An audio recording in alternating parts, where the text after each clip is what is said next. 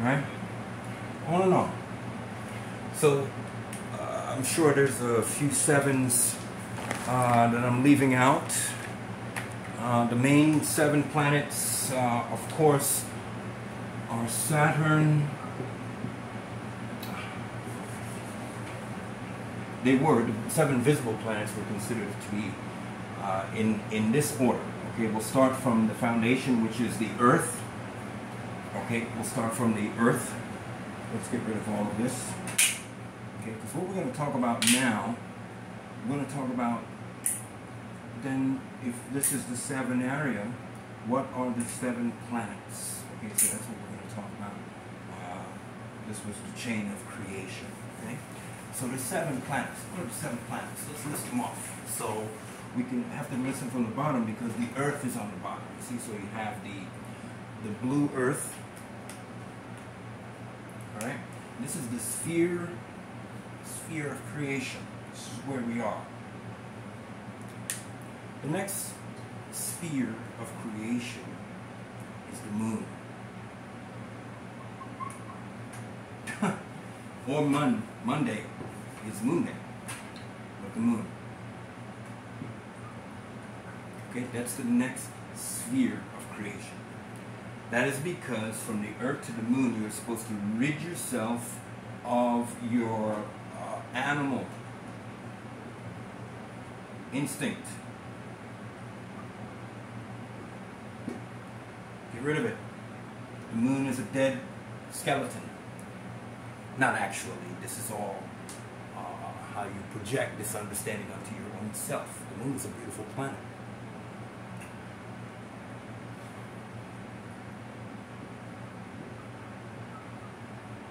Next we have Mercury. And Mercury is to become familiar with the signals being sent to you from the Akashic.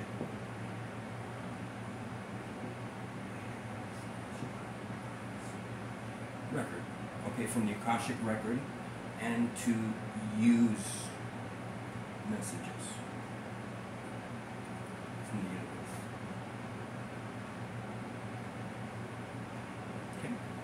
The next one up is Venus. Okay.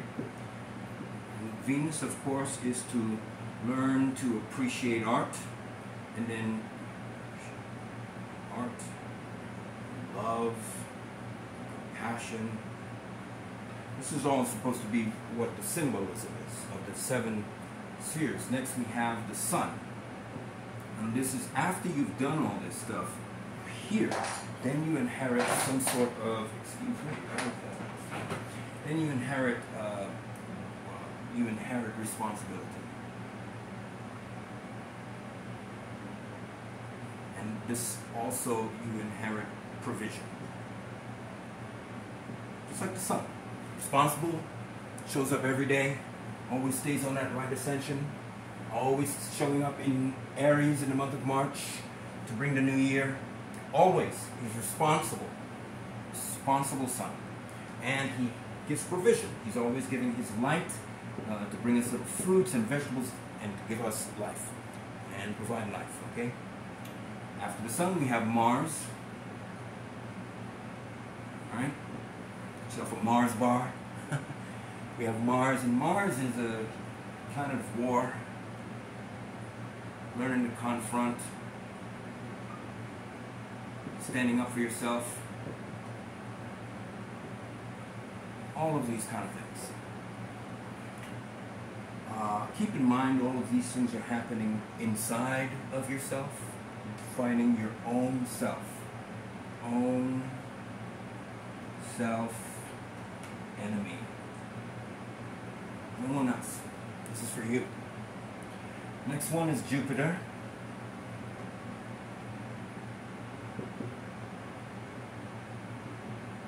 Okay, and Jupiter is rulership. You get to rule something, you get to now put in a position, you get to be the boss. People see that in you. And of course, when you're a boss, you reach the top. Which is Saturn, right? And Saturn is where you are perfected. because you are the boss of yourself. You can control through rulership, through confrontation with the lower self, and through responsibilities. You can control your appetites. You can control your appetites, which is super important for all of this. That's what we're trying to do, control our appetites, because the appetites represent the lower body. Okay? They represent the out of control body. I just want to make sure the film is still running. That's a good thing, we're still running. Okay, so let's get rid of this here. So that's the 7 planets. Hey, it's a lot going on with Sevenaria, you see. When I was younger, I had a band called the Song of 7, and this is actually what it really makes out to as well. Song of the 7.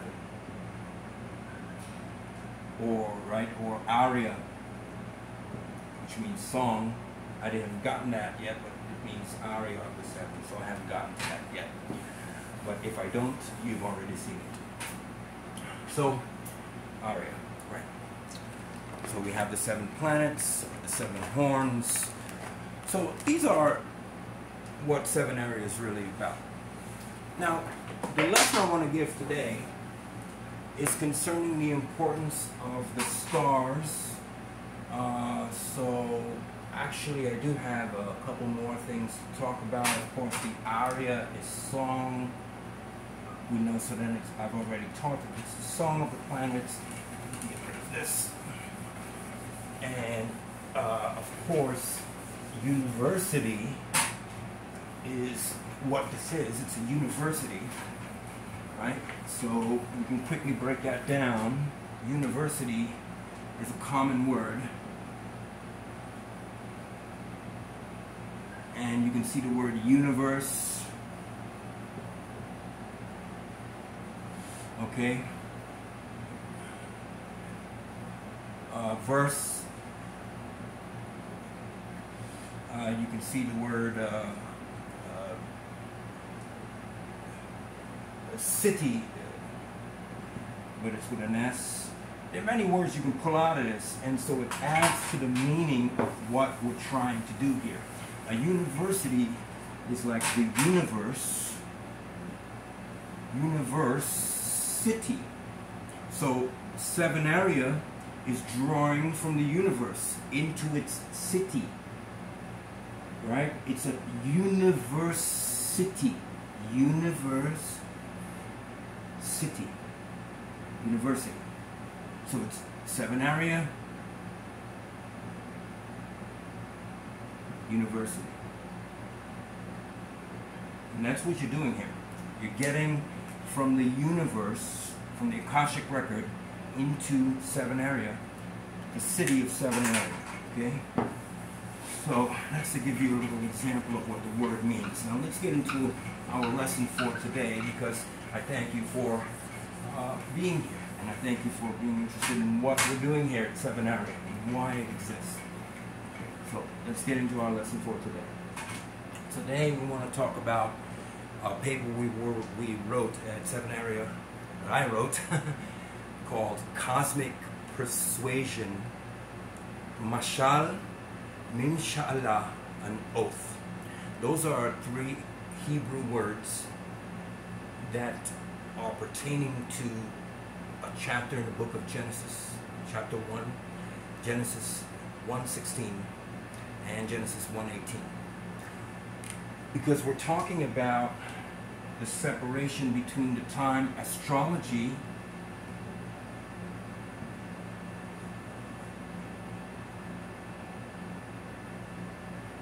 was okay and when it was bad. Okay? So there were 2 different times in the scriptures, and what we want to do is go before Moses. So we're going to go before Moses, okay? This is what's going to happen. So before Moses was Genesis, and in Genesis it starts with the creation of the planets.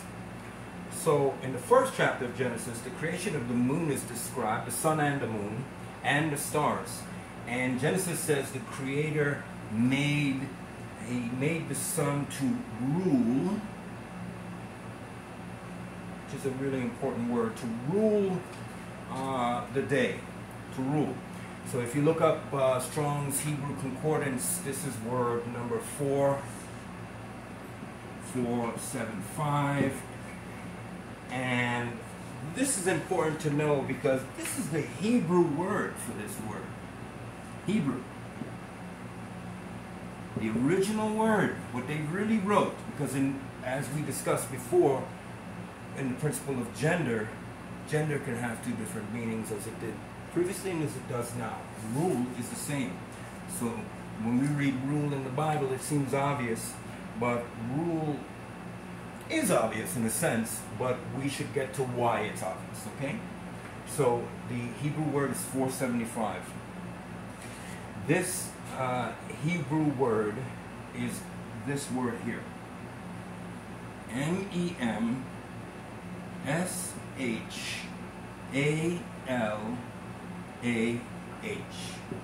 Okay, and it has the long A's. Okay? Memshâlâh. That's what this word means. It's actually a Hebrew word. Okay? And this Hebrew word is according to the definition, a ruler of a ruler. That's what it means. Or in a realm. Okay? So the sun and the moon, when they were made to rule, they were put into realms as dominion and to have governance.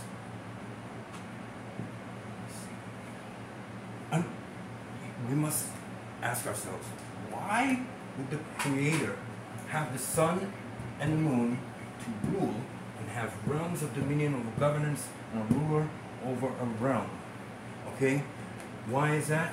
Because the sun itself is ruling a realm. We see the sun in the sky. The sun is ruling the realm of earth. We are being ruled by this sun, and in the night we are being ruled by the moon. Okay? These are two comforters. Jesus said, I will send you a comforter, the sun, the light, the provider, the light of God, the light coming in the clouds, power and glory. Okay? These beings have Memshâlâh. Memshâlâh. Another word that is used for this is the word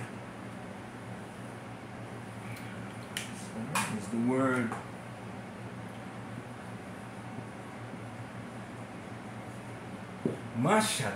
Now that's clearly where we get our word marshal. Marshal from the sheriff, right? I hope that's spelled right. The marshal comes to town. The moon is, and the sun is the marshal. They are in control. Okay? They are the new sheriff in town. Okay, so this is all important. This is what we're talking about. This is why, so you have to understand, they rule. So, and they're ruling us. They're ruling us. Okay, so we've established this point. They're ruling and they're ruling us. Okay? So let's get rid of this. Go in around. Okay? So that's now Hebrew word 225 from the Strong's Concordance is Ôwth. O-W-T-H. Ôwth. We already see what this is. This is oath. You owe an oath. I owe you an oath. And owed. So we owe this ruler something. And if something is providing for you, then you owe it thanks, or at least observational qualities. At least an observation to study and see how it relates to you. All right? So you want to understand, how does this relate to you? Okay? That's what we're going to talk about. That's exactly what we're going to talk about. Okay? How does this relate to you? These things have governance and realms. And so, if the sun is providing light, heat, and energy, it rules all things. It's giving you what you need to survive. The moon is also giving the reflective quality and turning the tides. You're 75% salt water. The moon is turning the tides within you. So what is this all saying? Yahweh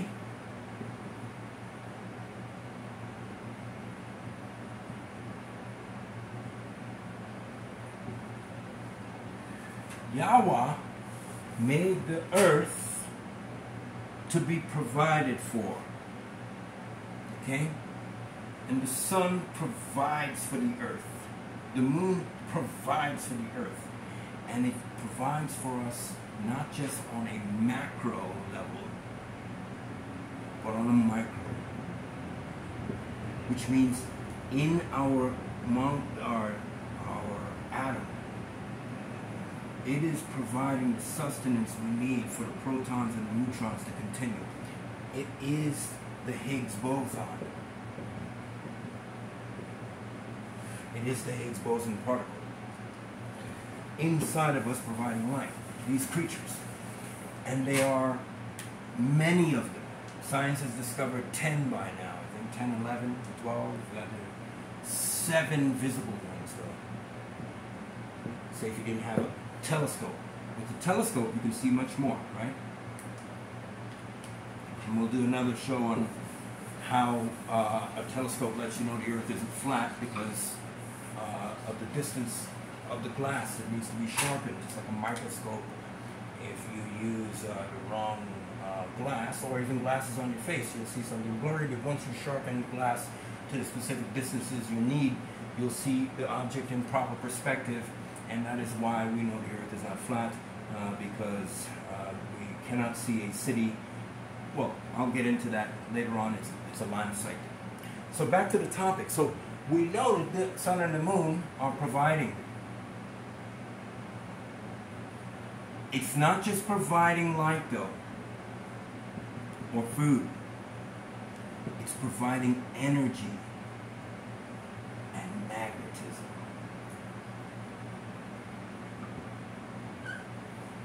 Energy and magnetism are provided by the sun, and this is why it's important to know your sign. So back in Genesis, it looks as though the original creator, through the Mâshâlâh of these creatures, were giving these creatures dominion over men. Okay? And that's established in Genesis 1:16 and 1:18. Okay? So, what are we talking about? We're talking about the fact that God gave this to enhance powers, enhance our creativity. There's certain times of the year where the sun is low on the horizon, and there's certain times of the year when it's high in the sky, and it's providing a lot of light. Here it's providing just a little bit. Okay?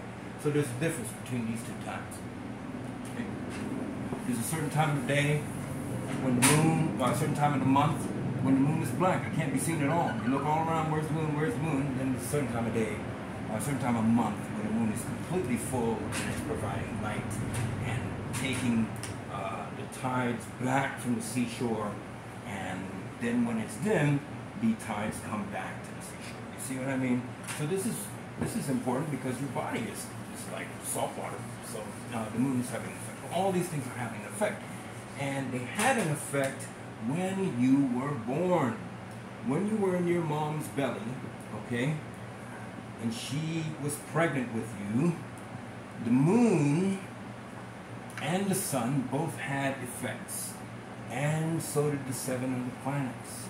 And the day that they were in orbit, all 7 of them, orbiting around the sun, one day specifically, they had a magnetic effect on your parent, your mother, and broke the water. Right? Broke the water that was in your mother's womb, and you were freed from your mother's womb. You began to be freed. Right? And this is why these planets are important, because your birthday is the day this happened. This was the day you were born. Okay? That was the day you were born. So the day you were born, these planets had an effect on you. Okay? That carries throughout your entire life.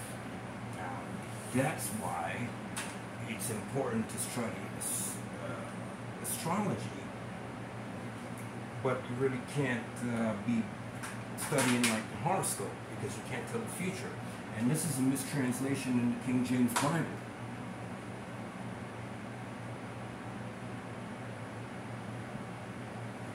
Astrology really is a mistranslation. When it forbids astrology, what it's really forbidding is fortune tellers. This is forbidden because no one can tell you your future. Tellers. But understanding the astro, which is of course space, and these are all ancient words, you know. The ology of it, the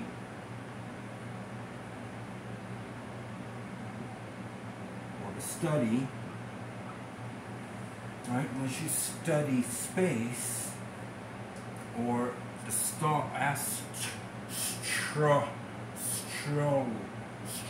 the moving ones,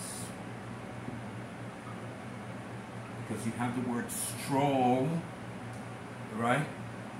And you also have the word troll, so you're supposed to troll, follow, right? There again, roll, rolling, moving, and the logi, A-E-I-O-U,